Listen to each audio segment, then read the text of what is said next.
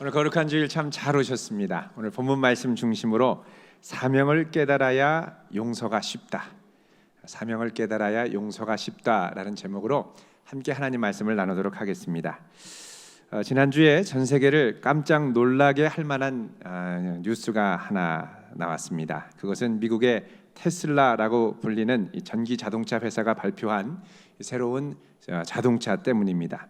이 모델 3라고 불리는 전기차를 발표했는데 이게 사전 계약 일주일 만에 미국뿐만 아니라 전 세계에서 이 주문이 몰려들어서 무려 32만 5천 대라고 하는 기록적인 숫자를 기록한 것입니다. 우리나라에서도 이 모델 3를 사전 예약한 사람들이 점점 늘어나고 있다고 합니다. 도대체 무엇 때문에 이런 폭발적인 인기를 끄는 것일까요? 이것은 먼저 몇 가지 이유가 있는데 자동차의 주행 거리 때문에 그렇습니다. 보통 전기 자동차는 한 번 충전하면 보통 최대 한 130에서 많게는 180km까지 달릴 수가 있습니다. 그런데 이 모델 3는 한 번 충전으로 거의 350km를 달릴 수가 있습니다. 두 번째는 가격입니다. 2배의 거리를 달리면서도 이 가격은 보통 나오는 전기차의 이 가격과 거의 비슷합니다. 미국 내에서 출시된 가격이 3만 5천 불인데 여기에 정부의 친환경 보조금을 만약에 받는다고 하면 가격이 2천만 원대로 내려간다는 것이죠.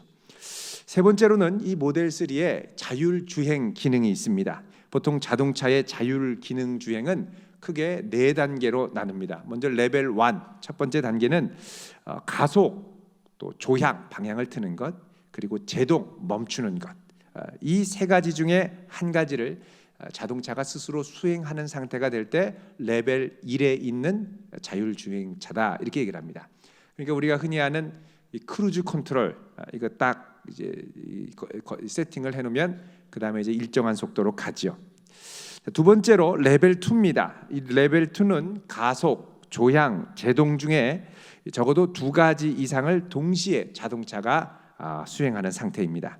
이 크루즈를 가면서 또 멈췄다 섰다 자동으로 급하게 누가 또 끼어 들어오면 멈추기도 하고 이런 것들이 같이 들어가는 것입니다. 또 가면서 운전대를 조향을 하면서 도로가 바뀌면서 이렇게 이게 방향을 트는 것 이것까지도 포함을 하지요. 그런데 여기에 이제 레벨 3로 가면 어떻게 되냐면 가속, 조향, 제동 이 모두를 자동차가 스스로 하고 응급 상황에서만 운전자가 개입하는 단계에 이르게 됩니다. 그리고 이제 네 번째 단계가 있는데 이것은 가속, 조향, 제동 이 모두를 자동차가 완벽하게 하고 운전자는 이 주행에 전혀 관여하지 않는 단계입니다. 우리나라에서 나오는 자동차 같은 경우에는 보통 2단계 정도의 수준을 구현하고 있고 가장 최근에 나온 고급 자동차라 하더라도 이제 레벨 3의 초보 단계 정도의 성능을 갖고 있다고 합니다. 그런데 이 테슬라에서 나오는 이 모델 3에 장착되는 이 자율 주행 기능은 레벨 3의 단계의 자율 주행 기능을 구현합니다. 도심에서는 가끔씩 오류가 있기도 하지만 고속도로 같은 상황에서는 이 오토파일럿이라고 하는 기능을 켜면 거의 완벽하게 또 이 속도와 방향을 조정하면서 앞차와의 거리를 유지하면서 때로는 필요하면 차선도 바꾸고 목적지까지 거의 완벽하게 주행하는 기능을 구현한다고 합니다. 그래서 해외의 언론들은 이 모델 3가 전기차의 대중화를 앞당기는 아이폰에 필적할 만한 혁신으로 평가를 하고 있습니다. 사실 이것은 자동차의 패러다임 자체가 바뀔 것을 예고하는 신호탄이기도 합니다. 이제 자동차는 운송수단의 개념이 아니라 생활 공간과 접속 중심의 공간으로 사물 인터넷까지 결합돼서 바뀌려고 하고 있습니다. 사실 이런 패러다임을 이해한다면 국내의 자동차 업계는 전기차 그리고 특별히 자율주행차로의 이 전환을 상당히 시급하게 서둘러야 하는 것입니다. 예전에 우리나라에서 이 핸드폰이 스마트폰으로 바뀔 때 이것을 미리 예측을 하지 못했다가 아주 낭패를 당한 경험이 있습니다. 전에 이 전기차 시대의 미래상을 예견한 한 국내의 미래학자가 국내의 한 자동차 회사에 임원 특강을 하러 가서 임원진들과 이야기를 나눈 적이 있습니다. 거기서 자율주행차에 대한 회사의 준비가 어떤가를 물어봤었습니다. 그러자 임원진들은 우리도 관심을 가지고 있다라고 대답을 했습니다. 그래서 이분이 그 관심이 어느 정도입니까? 물어봤더니 여러 관심 중에 하나입니다. 이렇게 대답을 했습니다. 그러자 이분이, 이 학자가, 이 자율주행차는 여러 관심 분야 중에 하나면 안 됩니다. 반드시 중심에 놓고 해야 됩니다. 자율주행차 시대는 생각보다 상당히 빨리 올 것입니다. 그러면서 하는 말이, 더 큰 위기가 오기 전에 테슬라를 인수하십시오. 이렇게 얘기를 했습니다. 그러자 임원진이, 테슬라의 CEO가 앨런 머스크라고 하는 분이었는데, 이 앨런 머스크가 이 테슬라를 팔까요? 그러자 이분이 대답을 했습니다. 팔 겁니다. 실제로 앨런 머스크가 테슬라를 한참 일으키려고 할 때 자금이 상당히 어려워서 우리나라에 이 테슬라를 팔려고 온 적이 있었습니다. 그러다가 한국 기업으로부터 외면을 당했었죠. 이제는 사고 싶어도 살 수 없을 정도까지 몸값이 상당히 치솟았습니다. 마치 예전에 우리나라의 이 안드로이드 OS, 스마트폰의 이 운영 체제인 안드로이드 OS를 삼성에 팔려고 왔다가 삼성이 거절한 것과 아주 비슷한 일이 이미 일어난 것입니다. 만약에 미래를 선명하게 예측하고 확신할 수 있었더라면 아마 국내의 이 한 기업은 이 테슬라 인수를 안일하게 생각하지 않고 수단과 방법을 다 동원해서라도 서둘러서 재빠르게 샀을 것입니다. 그런데 그렇게 하지를 못했습니다. 이런 결단은 분명한 확신이 있어야 가능하기 때문에 그렇습니다. 자, 만약에 여러분에게 아침마다 찾아오는 편두통이 있다고 해보십시오. 웬만하면 참겠죠. 그런데 시간이 갈수록 이 두통이 심해집니다. 또 구토도 일어납니다. 게다가 때로는 아무 냄새도 맡을 수 없습니다. 신경질도 자주 납니다. 뭐 아무 일도 아니겠지 하고 이 두통약만 먹고 있는데 간만에 동창회를 갔는데 가서 친구들이 여러분의 얼굴을 보고, 야, 너 얼굴이 왜 이렇게 많이 변했냐? 이렇게 얘기를 합니다. 여러분, 왠지 좀 이상하지 않습니까? 만약 여러분들이 이런 상태라면 여유 있게 생각하지 말고 서둘러서 병원에 가셔야 됩니다.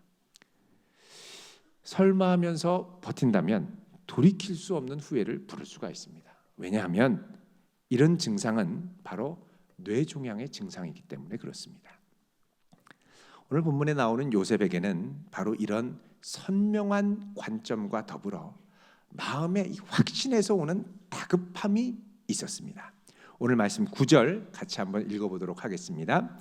시작. 당신들은 속히 아버지께로 올라가서 아뢰기를, 아버지의 아들 요셉의 말에 하나님이 나를 애굽 전국의 주로 세우셨으니 지체 말고 내게로 내려오사. 여기 말씀 보면 요셉의 다급함이 보이지요. 당신들은 속히 아버지께 올라가서 아뢰십시오. 그런 다음에 후반부에 뭐라 그러냐? 지체 말고, 영어에 do not delay, 영어 성경에 이렇게 되어 있습니다. 절대 딜레이 하지 말고 속히 내려오십시오. 여러분, 이미 이 야곱의 형제들은 요셉의 형제들은 요셉으로부터 식량을 받아서 고향으로 갔다가 상당히 오랜 시간 동안 딜레이, 지연을 했다가 돌아온 적이 있습니다. 만약에 이렇게 계속 지체가 된다면 이 지체되는 이 상황 가운데서 이 계속되는 기근 가운데 더 급박한 위기가 찾아올 수 있다는 것입니다.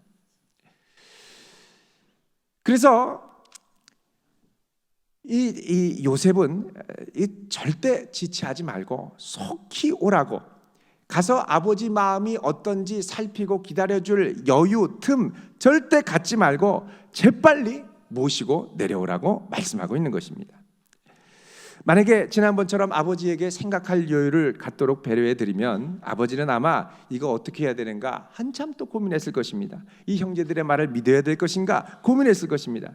그러나 야곱이 이렇게 서둘렀던 건 왜 그러냐? 지금은 이런 시대의 변화와 흐름상 지체할 때가 아니란 확신이 있었기 때문에 그렇습니다. 요셉이 이렇게 확실하게 말한 것은 이 세상을 운영하시는 하나님께서 지금 이 세상을 장차 어떻게 이끌고 가실 거에 대한 분명한 지식과 확신이 있었기 때문에 그렇습니다.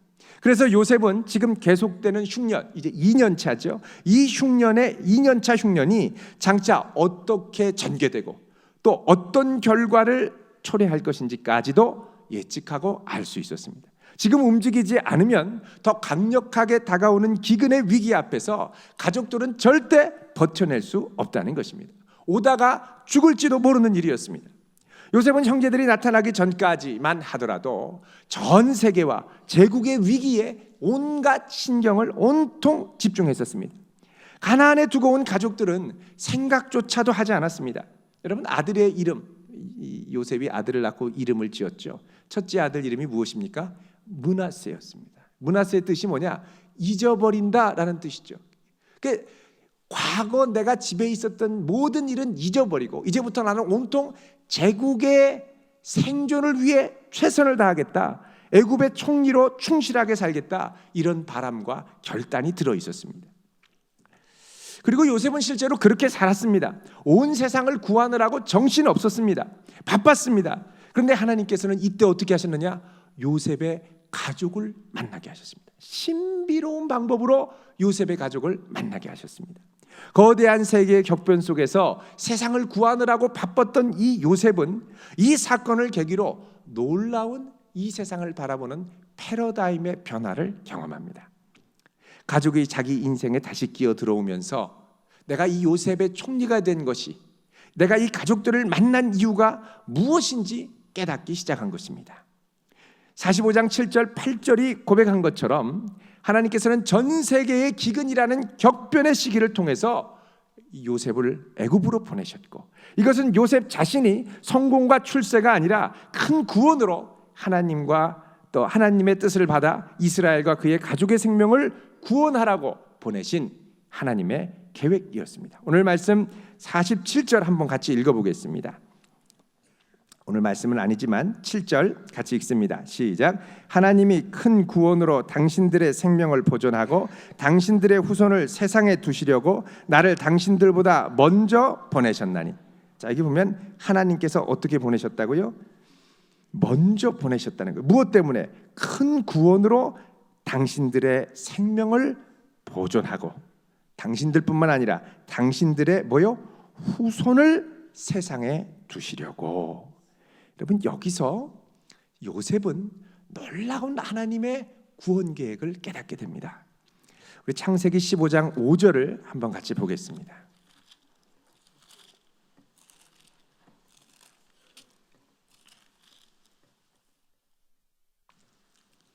(15장 5절)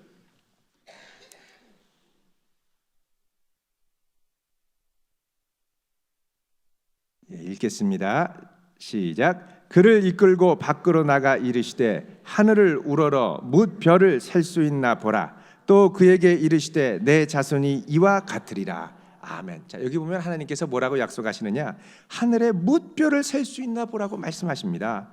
자, 이렇게 너의 자손들이 많아질 텐데 단 13절입니다. 시작. 여호와께서 아브라함에게 이르시되 너는 반드시 알라. 내 자손이 이방에서 객이 되어 그들을 섬기겠고 그들은 400년 동안 내 자손을 괴롭히리니. 아멘. 자, 여기 보면 하나님께서 뭐라 그러냐? 내 자손이 이제 이방으로 들어가서 거기서 객, 나그네가 되고, 그 나그네가 되는 동안 이 이방 나라 애굽을 섬기고 거기서 400년 동안 머무를 것이다 라고 말씀을 하십니다. 자, 지금 요셉은 내 자신이 이 하나님의 놀라운 계획의 통로로 부름을 받고, 그래서 내 형제들뿐만 아니라 후손의 생명까지도 이 땅 애굽에 남겨두실 것을 깨달았던 것입니다. 자, 이 사명을 깨닫자 요셉은 당장 시급하게 할 것이 무엇인지를 보게 됐습니다. 단순히 형제들과 화해하고 미안하다고 사과하고 이걸로 끝나는 문제가 아니었다는 것입니다. 또 누가 잘못했는지, 처음에 요셉을 팔아넘긴 원인 제공자가 누구였는지 그 책임을 분명히 밝히고 책임을 묻는 것, 그렇게 중요하지 않더라는 것입니다. 자, 이 모든 일은 이 5절 한마디 안에 압축이 되어 있습니다.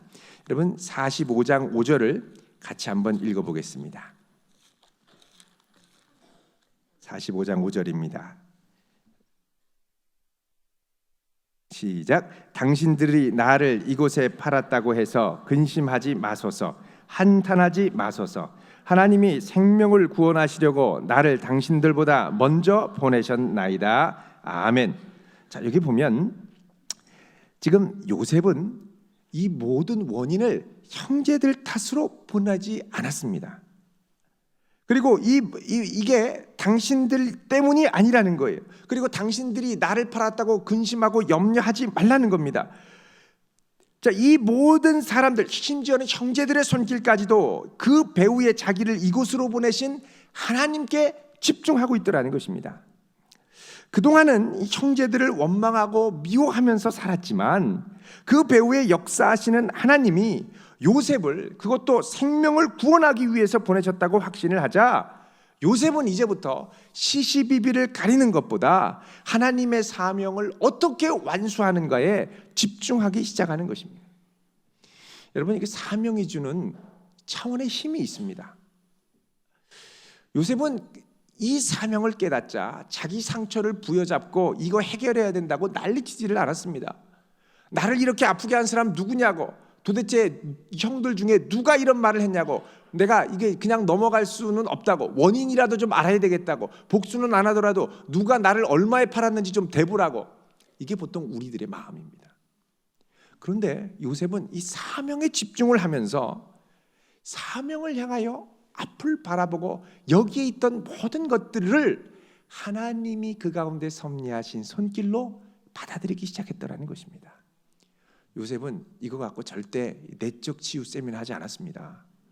이거 내적 치유 세미나 한다고 2박 3일 산에 들어가서 막 고민하고 부여잡고 아파하고, 여러분 물론 이렇게도 우리의 상처가 위로되고 또 치유가 됩니다마는 그렇게 치유를 받고 와도 사명을 부여잡지 않으면 다시 과거로 돌아가게 됩니다. 그 상처 다시 꺼내서 또 아파합니다. 그래서 더 중요한 게 뭐냐? 상처보다 사명입니다. 사명을 붙들고 달려가고 그 내가 아프고 힘들고 어렵게 했던 그 사람들의 손길이 단순히 그들의 악함 때문만이 아니라 그 배후에 오늘의 나를 빚고 새로운 사명으로 인도하기 위한 하나님의 손길이었음을 고백하고 발견하기 시작할 때, 그 사명이 뚜렷해질 때 우리는 상처에 오래 머물지 않게 됩니다. 그 상처를 딛고 나가야죠. 근데 나가는 힘이 사명인데 사명을 붙잡지 않고 과거에 머물러 있으면 자꾸 상처 때문에 주저앉게 됩니다. 그래서 요셉은 형제들에게 누구의 탓인지 서로 원망하지 말고 두려워하지 말고 이제 어떻게 되느냐? 사명을 향하여 나아가라고 사명으로 초대하고 있는 것입니다. 서둘러서 아버지를 데리고 돌아오십시오. 이것이 바로 우리가 감당해야 할 사명의 일부입니다. 그러면서 말하죠. 10절 읽습니다. 시작. 아버지의 아들들과 아버지의 손자들과 아버지의 양과 소와 모든 소유가 고센 땅에 머물며 나와 가깝게 하소서. 지금 여기 계속 강조하는 게 아버지의 아들들, 아버지의 손자들. 아버지는 다른 말로 하면 아버지의 이름이 이스라엘 아니겠습니까? 이스라엘의 아들들, 이스라엘의 손자들, 이스라엘의 양과 소와 모든 소유가 고센 땅에 머물면서 나와 가깝게 하십시오. 이렇게 얘기를 합니다. 여러분, 이 고센 땅은 요셉과 아주 가까운, 요셉이 사는 것과 가까운 거리에 있는 땅이었습니다. 흉년의 시기에는 아주 황폐했겠지만 이 나일강 삼각주 동편에 위치하고 있어서 이게 나중에 이제 풍년이 들 때는 아주 풍성한 곡식이 자라는 곳이었습니다. 게다가 이 고센은 애굽 중심부에서 벗어나서 변경 지역에 있었습니다. 애굽 동쪽이면 어디랑 가깝느냐? 바로 이 건너편인 그 야곱이 온 가나안과 가깝습니다. 요셉이 가족들을 고센 땅으로 인도한 것은 이런 면에서 여러 가지 배려의 측면이 있다는 것입니다. 자, 11절 말씀 읽어보겠습니다. 시작. 흉년이 아직 5해가 있으니 내가 거기서 아버지를 봉양하리이다. 아버지와 아버지의 가족과 아버지에게 속한 모든 사람에게 부족함이 없도록 하겠나이다 하더라고 전하소서. 아멘. 자, 지금 아버지와 가족들이 이 비옥한 고센 땅에 온다고 하더라도 사실은 이제 이 흉년이 계속되기 때문에 이제 먹고 살 수가 없습니다. 그러면 어떻게 되느냐? 온 세상에 흉년이 들었기 때문에 이 고센 땅 역시 이제 흉년이기 때문에 이게 요셉이 도와주지 않으면 절대 살 수가 없습니다. 더구나 가족이 70명이나 되는데 파격적으로 지원을 해줘야 살아남을 수 있습니다. 그래서 요셉은 자신이 직접 보살피면서 공급하기 위해서 가족들을 가까이 두게 됩니다. 그러다가 나중에 흉년이 그치면 가족들은 그 땅을 기반으로 풍성한 소산과 목초지를 기반으로 번성할 것이고, 그래서 나중에 출애굽기에 보면 이 땅에 장정만 60만이 되는 어마어마한 인구가 살 수 있는 기반이 됩니다.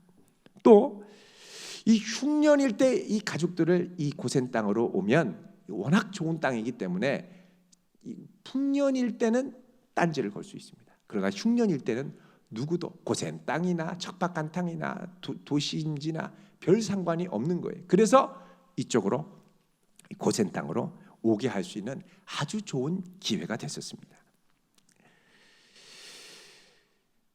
그리고 나중에 흉년이 그치고 애굽에서 벗어나서 다시 가나안 땅으로 간다고 할 때 이 고센은 이 애굽의 심장부에 있는 것이 아니기 때문에 바로의 주목을 받지 않고 재빠르게 이제 애굽으로 출애굽을 할 수가 있습니다. 그러니까 이런 결단은 단순히 호의로 하는 결단이 아니라 하나님의 뜻이 무엇인가를 적극적으로 살피면서 적극적으로 그 사명을 감당하려고 하는 가운데 나온 요셉의 사명 감당의 자세라는 것입니다. 그러면서 말합니다. 12절에 읽습니다. 시작. 당신들의 눈과 내 아우 베냐민의 눈이 보는 바 당신들에게 이 말을 하는 것은 내 입이라. 아멘. 자, 여기 보면 당신들의 눈, 내 아우 베냐민의 눈이 보는 바 이 말을 하는 것은 내 입이다. 여기 내 입이라는 말은 두 가지 의미가 있습니다. 하나는 애굽의 권세 있는 총리가 직접 말하는 권세 있고 확실한 뜻이라는 겁니다. 애굽 총리가 말하면 곧 법이죠. 실행력과 지원이 뒤따르게 됩니다. 두 번째는 내 입이다라고 말하는 건 지금 이제 이 사이에는 통역관이 없이 말하고 있습니다. 통역관 없이 내가 직접 하는 말이다. 다른 말로 하면 통역관이나 누가 이 말을 전달할 필요가 없이 확실한 말이다, 이런 뜻입니다. 그러니까 요셉은 뭐라 그러냐, 이 형제들한테 속히 움직이라고 얘기를 하죠. 13절 읽습니다. 시작. 당신들은 내가 애굽에서 누리는 영화와 당신들이 본 모든 것을 다 내 아버지께 아뢰고 속히 모시고 내려오소서 하며. 아멘. 자, 여기 보면 당시에는 이 여행을 이제 한번 하면 며칠씩 좀 거리가 있는 곳은 뭐 한 달, 두 달씩 이제 걸렸습니다.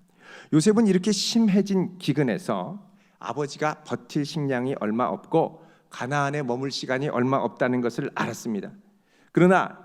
그래서 속히 모시고 오라고 다시 한번 당부합니다. 그러니까 전체의 큰 그림에 대한 확신이 있으니까 지금은 머뭇거릴 때가 아니라 서둘러야 될 때라고 재촉하면서 이제 오는 거죠.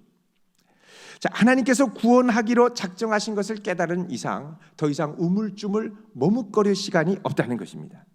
자신에게도 사명이 있을 뿐만 아니라 형제들에게도 이런 사명이 있다고 말하고 참여해달라고 부탁을 하는 것입니다.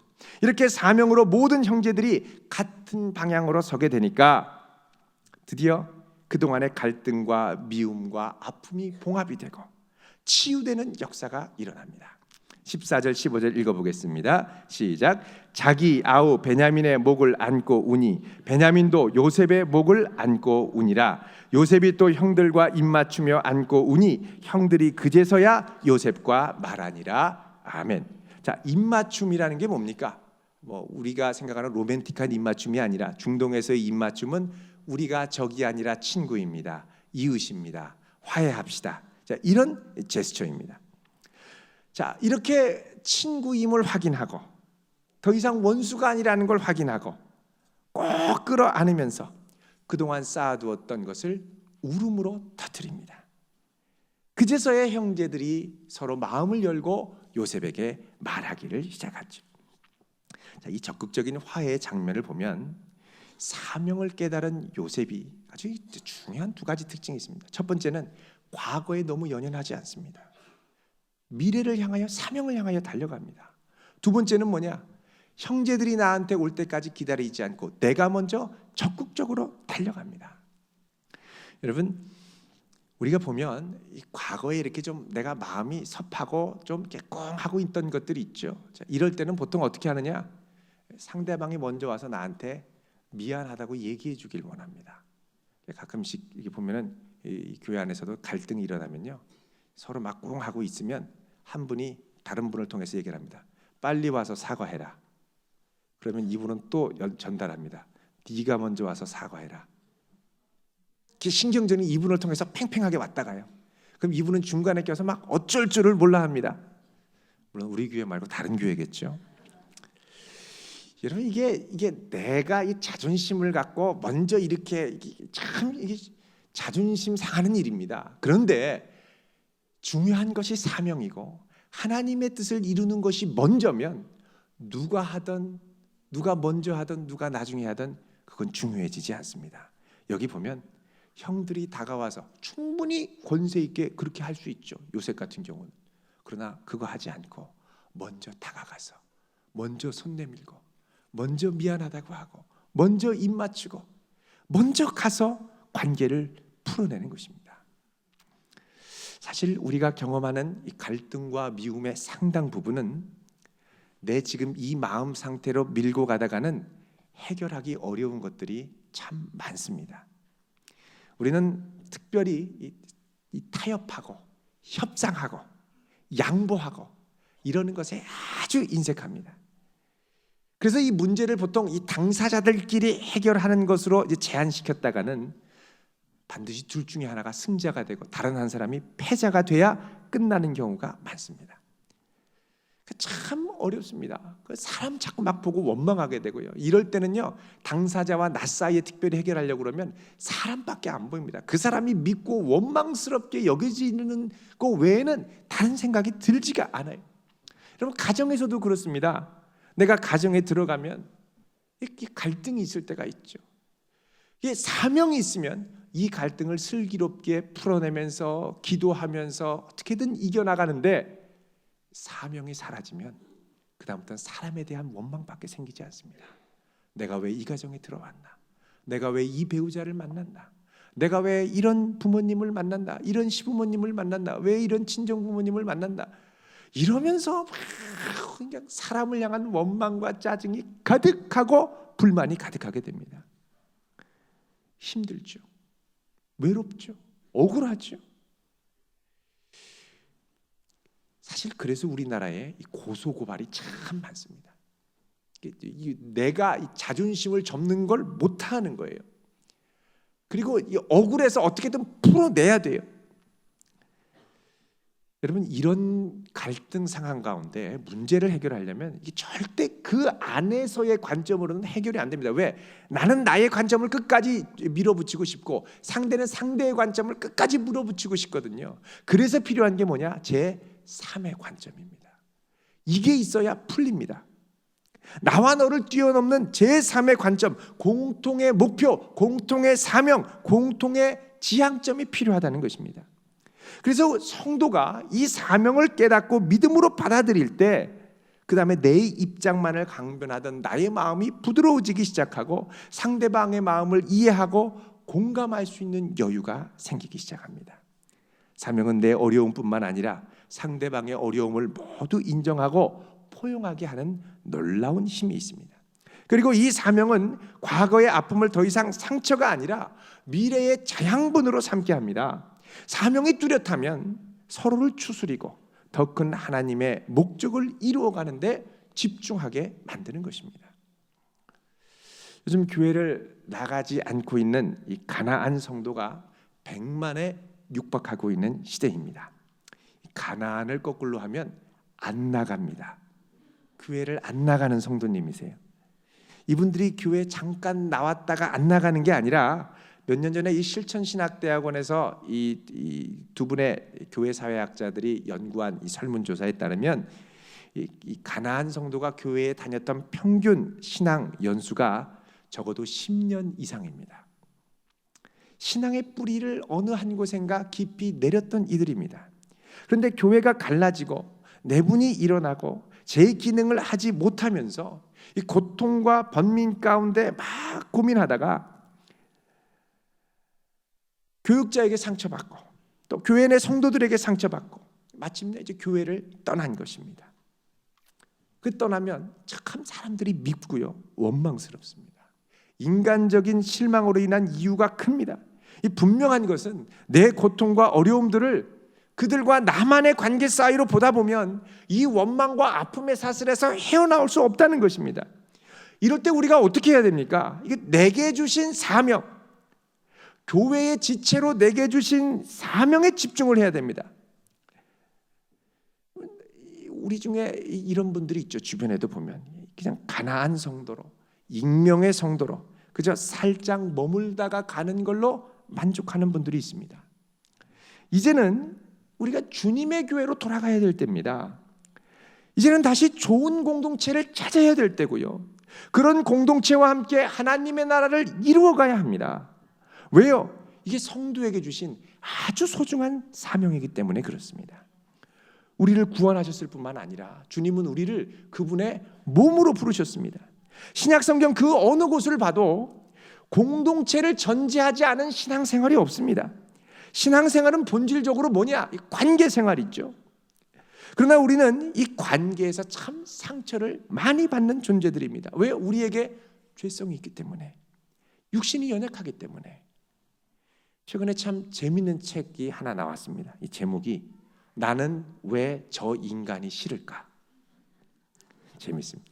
이분이 이제 도쿄대 의대를 나오고 정신과 의사를 하고 있는 오카다 다카시라고 하는 분인데, 이 책에 보면 이 관계가 불편한 사람을 일종의 이제 인간, 그러니까 알레르기 증상의 이제 비유를 빗대어서 표현합니다.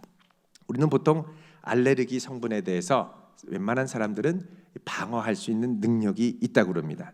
그런데 이 알레르기 성분하고 자꾸 접촉하다 보면 알레르기 성분이 우리 몸에 침투하게 되고, 또 그래서 이거를 막 혹시라도 이렇게 자주 문지르고 하다 보면 이게 우리의 진피나 몸 기관 안으로 들어오면 우리 몸에서는 이 알레르기 성분이 되는 것을 이제 이물질로 인식을 하게 된다는 것입니다. 그러면 그 다음부터 찾아오는 이 이물질에 대해서 아주 민감한 반응을 보이면서 우리 몸이 이제 반응을 시작하는 겁니다. 그러니까 참 이게 인간관계에 있어서도 적용이 된다는 것이죠. 관계에 알레르기가 있는 분들 계십니다. 처음에는 괜찮습니다. 근데 자꾸 그 사람을 만나고 접촉할수록 관계가 좋아지고 편해지는 게 아니라 갈수록 그 사람 만날수록 불편해요. 그리고 만날수록 피하고 싶어요. 나중에는 얼굴만 봐도 싹 숨습니다. 인간 알레르기가 있는 것이죠. 자, 성도는 거룩한 관계로 부름받았습니다. 요셉의 형제들도 마찬가지였죠. 그런데 이 거룩한 관계에서 주의할 것이 있습니다. 이걸 주의하지 않으면 우리 관계는 자칫하면 알레르기 관계로 끝내기 쉽습니다. 무슨 말이냐? 우리가 모든 관계에서 주님을 전심으로 바라보지 않으면 자칫하면 그 관계가 실족하는 관계로 변질될 수 있습니다. 우리가 주님을 가까이 하면 지체들 간의 관계도 가까워지지만, 주님과 거리를 두고 가까이 하려다 보면 자꾸 우리 안에 있는 이 죄성과 이 육신의 죄성이 나오고 연약함이 나와서 서로가 이물질처럼 느껴지기 시작하는 겁니다. 여러분, 사람이 불편하고 관계가 불편하면 우리가 어디로 빠집니까? 혼자만의 세계로 도망갑니다. 요즘에는 혼자만의 세계로 빠지기가 참 쉽습니다. 미디어가 있죠. 스마트폰에 빠지죠. 혼자 나를 즐겁게 해줄 수 있는 이런 것들로 참 잘 빠집니다. 앞으로는요, 로봇도 등장하고 가상현실도 있고 인공지능도 결합돼서 혼자 빠지려면 얼마든지 빠질 수 있는 게 이런 인간관계입니다. 그런데 이런 것에 빠질수록 정상적인 친밀한 인간관계는 거의 불가능해질 때가 많이 있습니다. 이 수많은 실험으로 증명됐습니다. 혼자 있으면서 미디어를 많이 접하고 PC 게임을 많이 하고 핸드폰을 많이 보면 인간관계를 친밀하고 진정성 있게 대하는 것에 지장이 있는 경우가 많이 등장을 합니다. 자, 이렇게 격리된 상태로는 공동체와는 거리를 두기가 쉽고, 그러다 보면 자기 혼자 신앙생활하는 것에 만족하게 되는 겁니다. 그러나 세상의 빛된 공동체로 우리를 부르셨다라는 건 그게 다른 사람들의 사명이 아니라 나를 포함한 우리 모두의 사명이라는 것입니다. 그래서 이제는 우리가 일어나서 홀로 담을 쌓고 살았던 내 주변의 이 담장을 헐어버리고 밖으로 나와서 건강한 공동체를 찾아야 됩니다. 만나야 되고요. 뿌리 내려야 됩니다. 그리고 사람에게 집중하기 이전에 먼저 뭘 집중하느냐? 나를 부르신 그 부르심, 사명에 집중해야 한다는 것입니다. 나 혼자만이 아니라 내 주변에 있는 이들의 생명을 구원해야 되고, 이것을 위해서 하나님이 그동안 나를 연단시켰고 여기까지 부르셨노라 믿음으로 고백할 수 있어야 한다는 것입니다. 이 사명에 집중할 때 우리는 관계의 알레르기를 빨리 가라앉히고 서로를 이해하고 용서할 수가 있는 것입니다. 나를 향한 주님의 계획이 분명히 있고 그 계획으로 지금까지 인도하셨고, 그랬기에 이 사명은 해도 되고 안 해도 되는 것이 아니라 반드시 감당해야 하는 것으로 자리 잡게 되는 것입니다. 앞으로 사회가 고도화되고 파편화될수록 이 부분은 더욱더 우리가 감당해야 할 부분입니다. 그리고 요셉이 서둘렀던 것처럼, 지체하지 않고 나아갔던 것처럼 우리도 지체하지 않고 우리 주변에 알레르기 반응을 일으키는 관계를 향하여 나아갈 수 있어야 됩니다. 여러분, 정신없이 바쁘게 사느라고 므낫세 주변의 이 모든 것들을 잊고 살지는 않습니까? 그런데 가만히 생각해 보면요, 내가 잊고 있었던 그 순간들도, 그 환경과 상황 모든 것들이 결국 나를 부르신 그 사명과 연관되어 있음을 깨닫게 될 것입니다.